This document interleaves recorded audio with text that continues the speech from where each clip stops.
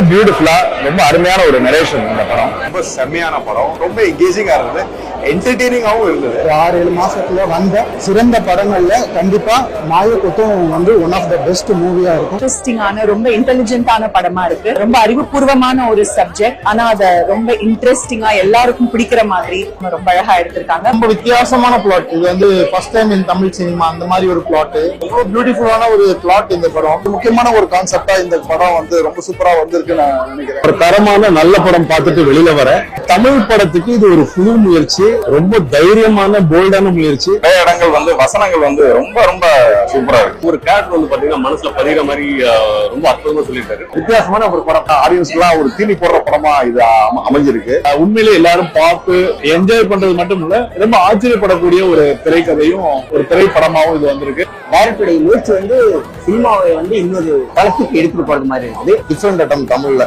ஒரு நல்ல படம் பார்த்துட்டு அப்படி ஒரு ஃபீல்ல வந்து வெளியில வந்திருக்கோம் எல்லாரும்.